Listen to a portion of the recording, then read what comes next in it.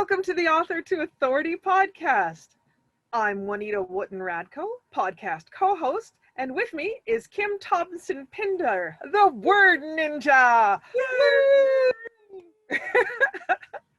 We thought we'd shake it up a bit and I'd get my turn. This is part 2 of 10 faux pas that you want to avoid when speaking as you present yourself as a professional authority. How'd I do, Kim? Good. So we talked about in the first episode, and you can go back. It's probably a couple episodes back because we do these episodes on the first and the third Tuesday of the month. So if you go back a little bit, you'll be able to find the first part 1 of this. But we talked about the fact that first impressions count, especially in a business setting. And you want to make sure that when you speak, that it comes across powerfully, not overwhelming. You never want to overwhelm a person, but you want to come across with that confidence, that je ne sais quoi, that just authority, is attractive. Really? Yeah.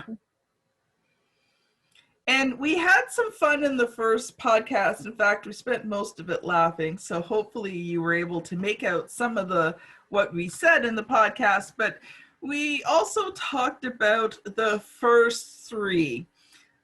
Filler words, preamble, and rambling, just on and on and on and on and on and on. And we told you to eliminate filler words, eliminate preamble, and get to the point. And then stop once you got there. So a word that keeps going through my mind is succinctly.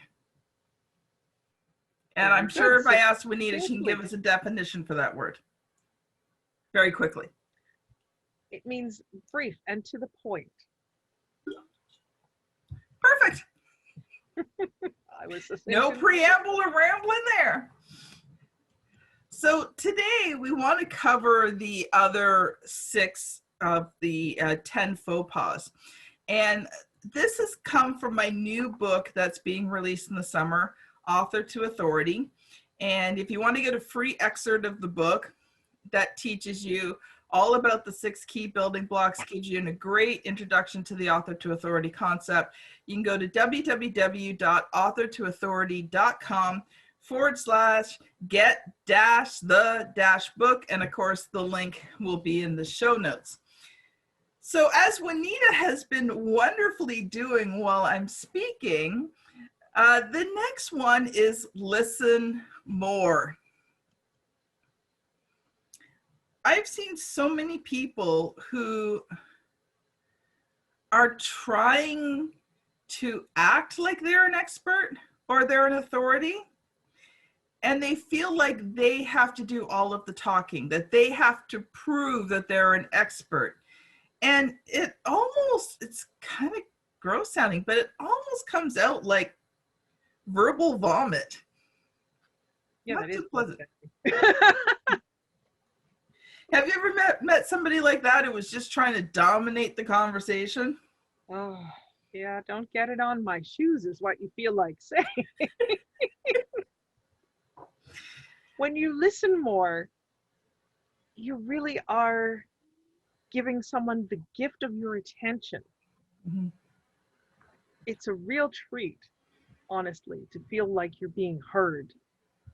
One of the things that I like to do is I like to ask someone a question, an open-ended question, not a yes or no question, and listen to what they're saying and think about what it might mean for them and find out how what I do can help solve a problem for them, help them do something better in their life. Or do I know someone who might have a better solution for them? Here's the thing about the Preamble. Here's the thing. So there's a real life example of a very short preamble.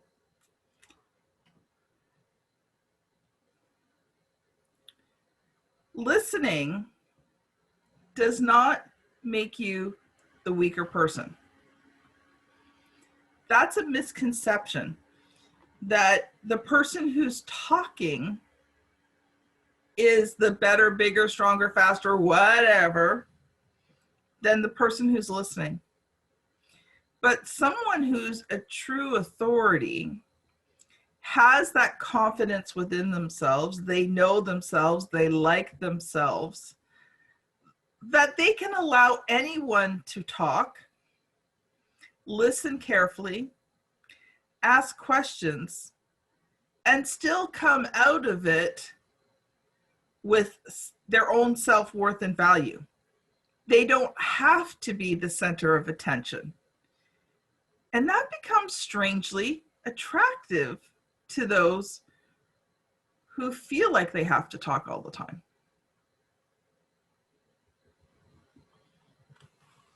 You often get complimented as being such a great conversationalist, when really you're just the one soaking it in. In a business conversation, even when you're just getting to know someone, listening is powerful. It allows you to quickly determine where this person belongs in your network. Maybe this is someone that's going to be a good potential client for you, but maybe they're not. Maybe they could be a comrade or a coach or someone who can connect you. Maybe there's someone that you can collaborate and joint venture partner with. But you don't know that until you listen. If you assume, and there's a reason why, if you break up assume, I won't say the word over here, but just break up the word into 3 parts, you'll get what I'm saying. Listening becomes a powerful tool for you in terms of positioning yourself as authority, but also building your business. Any other thoughts before we go on? Let's move on. Okay, eye contact. Now, this is one that Juanita and I have never had a problem with. Actually, the reverse is true. Many times we can't look at each other because we know what each other's thinking. If you are a shy person and making eye contact is uncomfortable for you, there's a couple of tips, because Kim's mostly right in saying that I've never had a problem with eye contact, but I did have one kind of problem with eye contact. Kim and I are both very tall women. I'm 6 feet tall. You're what, 5'10", 5 and a half? And a half. Exactly.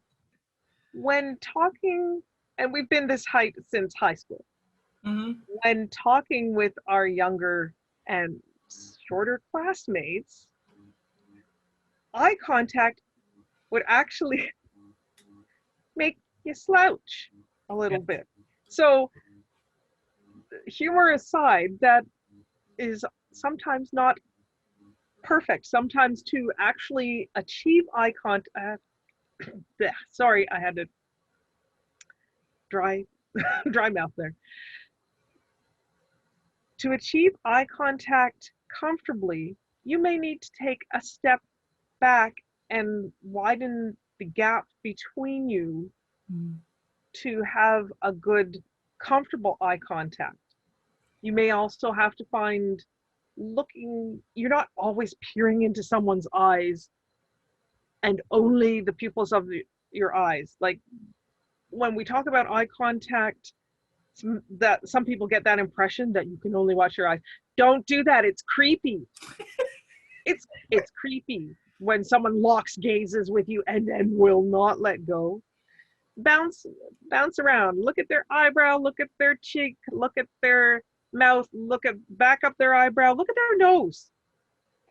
You know, if they have a blemish on the end of their nose, don't stare. But keep your eye moving around, like, I don't know, Are they wearing earrings? Do they have a mustache? If she has a mustache, do not compliment her. She doesn't want to hear it. I know I'm on a roll right now. But eye contact can be even top of the forehead, eyebrow, cheek, and just kind of in the general face zone makes people feel like you're paying attention and being comfortable. And knowing that can be helpful if you are perhaps a little more on the, you're not what are you, neurodivergent, you're not neurotypical. This is a way of working around something that might be challenging for you. Now, the other reason why Juanita and I had to take a step back, because we were tired of the guys staring at our chest all the time. There's that. Although you can't, hold your books and hold your textbooks in front of you. That's really the only thing that solves that, girls. So close your code. Juanita and Kim. The more you know. So it was nice by the time of the end of high school, most of the guys were at least close to our height or taller. Okay. The next one, being unclear on your core marketing message. That first impression that you make, those first words that come out of your mouth when you introduce yourself, leave a lasting impression. There is a reason why I call myself the Extraordinary Word Ninja. Now, I've written over 150 books, so I've earned the title.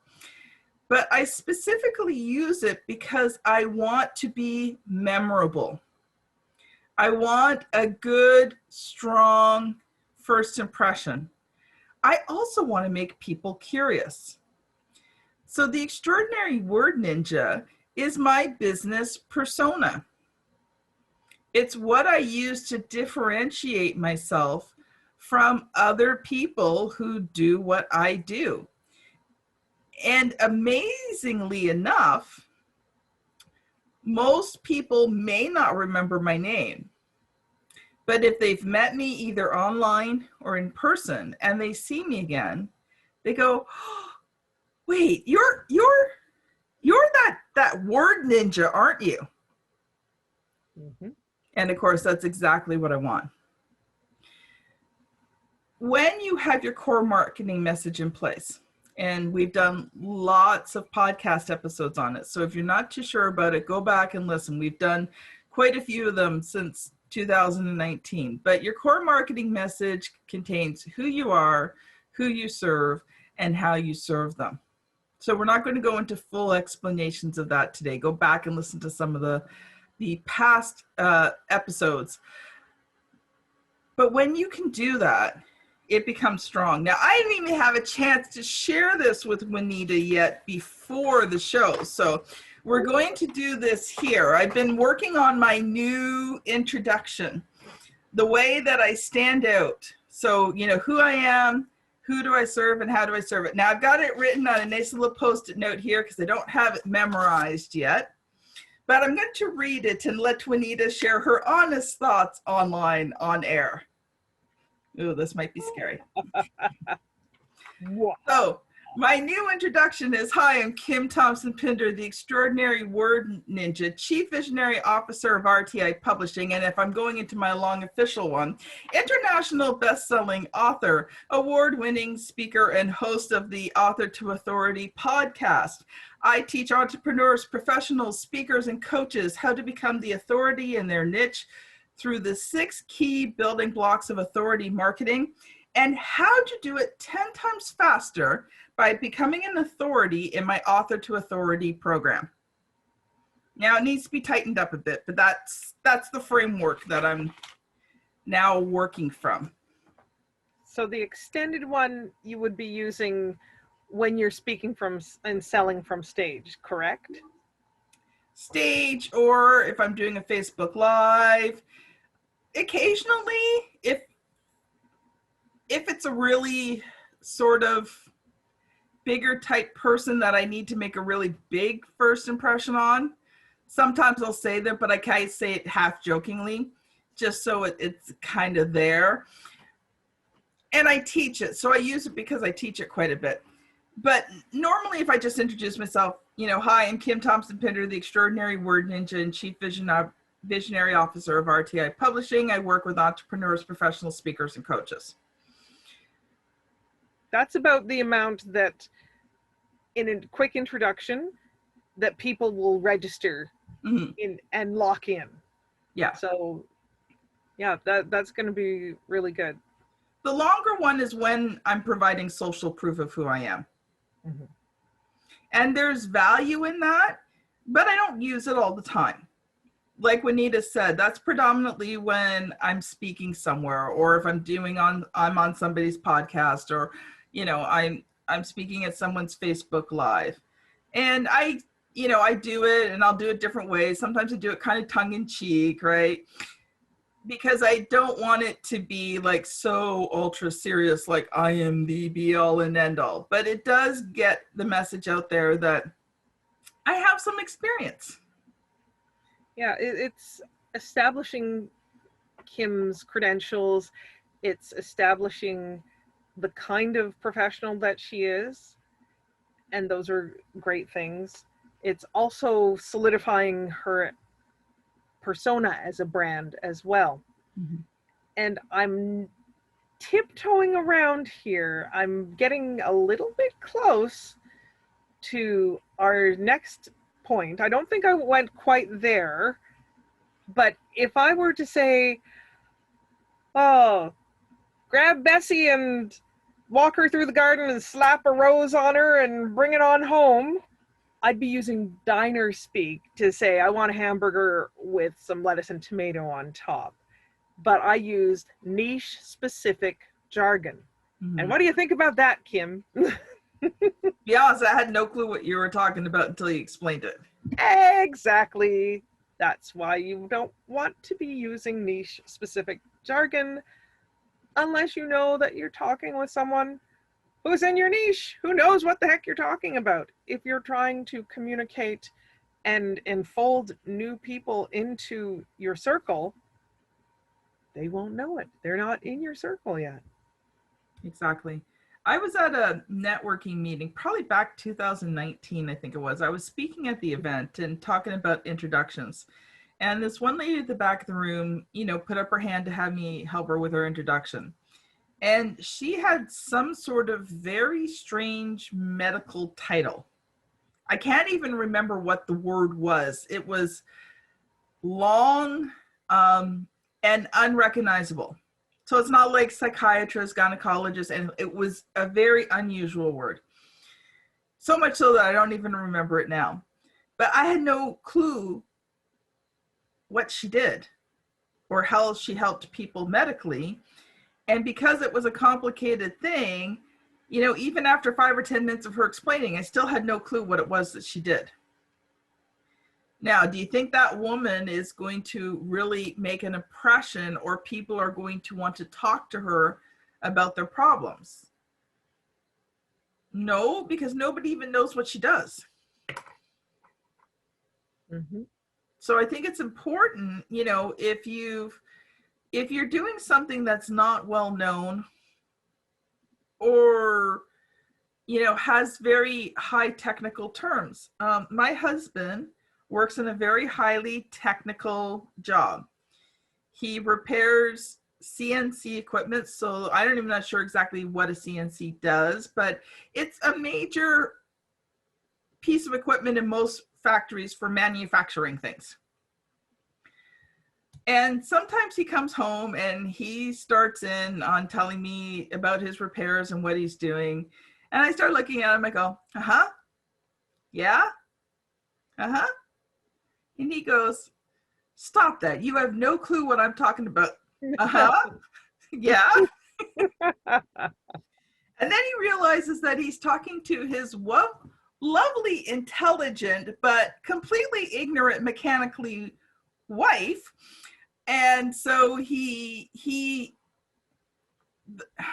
technically he dummies it down for me. But what he does is he takes the concepts and he explains them to me in a way that I can understand. It's one of the reasons why, until my mechanic gives up his business, I will never stop going to him. Over the years, he has treated me with an incredible amount of respect. He recognizes that I'm smart, I'm intelligent.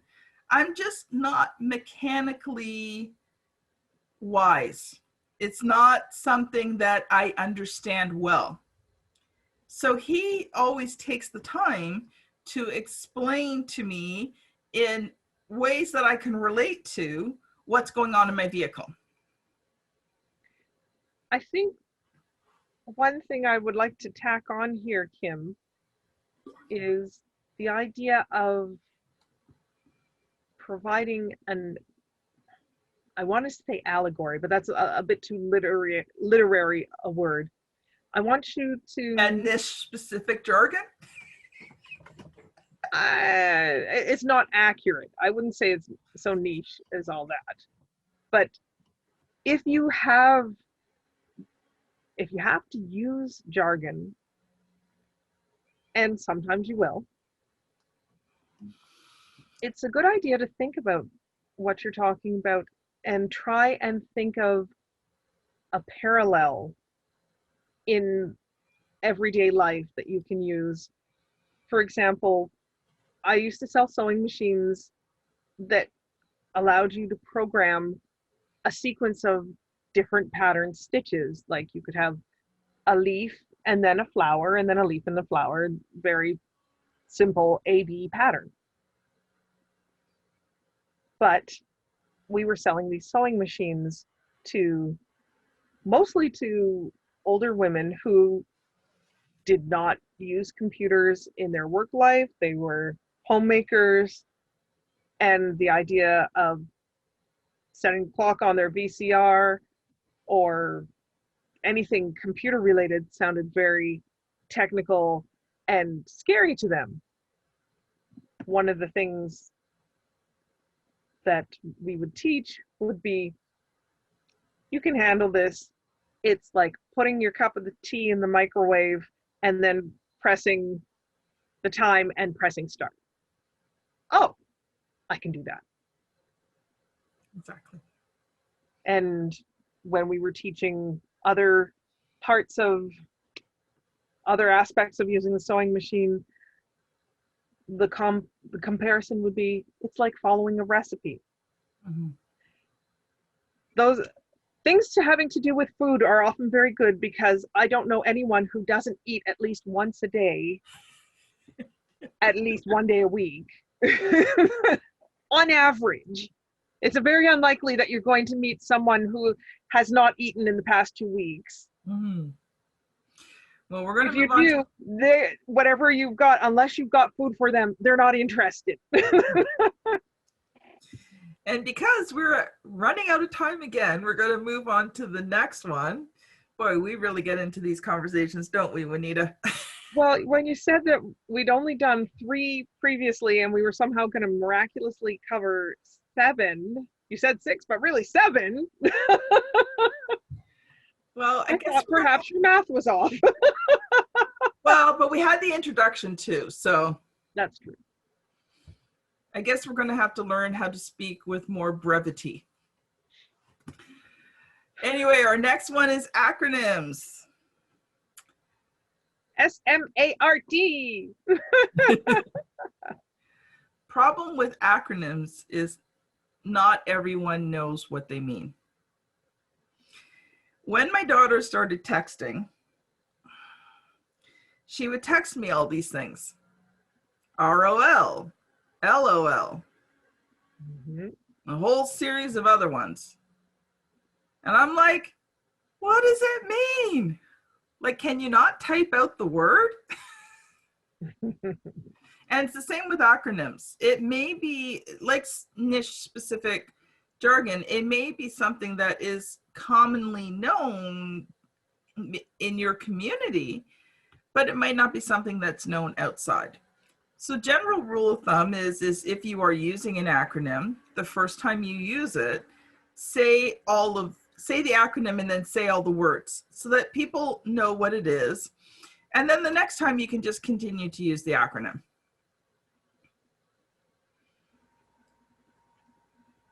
Specific, measurable, accurate, realistic, timely.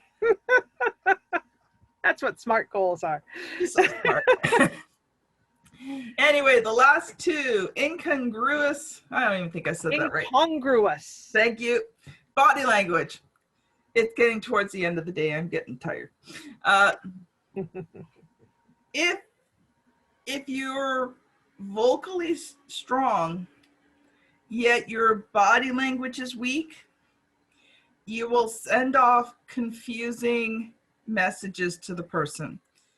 It is said that, you know, a good percentage of communication is nonverbal.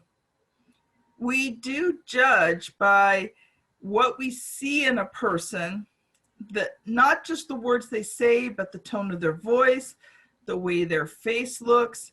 You can say something incredibly nice with a really horrible, nasty look on your face and a slightly sarcastic tone, and that person knows that you don't mean a word that you're saying.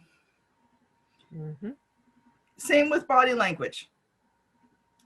Sometimes as an entrepreneur, we are in uncomfortable situations. We are exploring new ground, we're growing our business, we have new skills that we're learning, and that can come across in our body language. One couple of things to be aware of. Don't slouch. If you're standing, have your feet shoulder width apart. Try not to cross your arms and your hands a lot. That's what's called a closed body language. It may sound kind of weird, but you want an open body language, kind of like where your heart connects to the heart of the person. If a person takes a step backwards, you have invaded their personal bubble space. And the best thing that you can do is don't step towards them, but step away from them. Like Juanita said, if you're really tall, take that step back so it's easier to look eye to eye. So those are just some basic body language. And of course, there's the last one, and I'm just waiting for it to happen. Oh, now you want me to talk. You didn't get my hidden clue. Oh. I'm so sorry, Kim. For once I wasn't talking over you. The last one is interrupting the other What do you mean I was supposed to? Oh, okay, it's going to be one of those episodes. Oh, yeah. Sorry. Not really. Sorry, not sorry. Thank you for demonstrating the point so well. I don't think we really have to explain that one. Only to say that when you interrupt someone, it is disrespectful. And it positions you as the weaker person because you have to take charge. So I recommend, even sometimes, I understand that sometimes you're talking to a person and they're going on and on and on and on and on, and they're not even stopping to take a breath, and you're wondering where you can get a word in edgewise because maybe you just have something that you need to do. But try to listen as much as possible. And if you do have to interrupt, try to do it gently. That's a good point. Sometimes there are necessary interruptions. You might have a time constraint. If you're working from home, you may have a child with an emergency, and obviously those kind of interruptions need to be acknowledged and addressed. When you're being interrupted by another person, I don't know about you particularly, Kim, but while I don't usually stop the other person and say, please let me finish, in my head, I have a mental tick. That's strike one. I have an interruption a second time, and I'm like, oh, you're on thin ice now. And once if you hit strike 3, I do not want anything to do with you. That sounds really harsh. It's context-based, obviously. As I said, there are exceptions when interruptions must be priority. But if you're consistently being interrupted by distracting things that have no business interrupting your conversation with your new potential client, you are doing them and yourself a disservice. Juanita and I know each other well enough. We won't tell you how many years, but we're at a point that if we interrupt each other, we know it's for a reason. Mm-hmm. And it's usually, Juanita, I've got to go. I got to be on with a client in 2 minutes. Or I'll hear something in the background and Juanita go, Kim, yeah, it's okay. Go take care of it. There was a terrible crash and I need to deal with things. So let's wrap this up. If you follow the 10 faux pas, speaking faux pas, and don't do them, you will find that your communication skills will increase. The only other one that I forgot to put in there was increase your vocabulary. Learn some delicious words, and you will round off your communication skills. And when you speak to someone, you will come across attractively, and they will want to talk to you more about who you are and what you do. So in closing this off, this has been Juanita Wootton-Radko and Kim Thompson-Pinder on the Author to Authority podcast. Thank you so much for listening, and we will see you on the very next episode. Bye now. Bye-bye.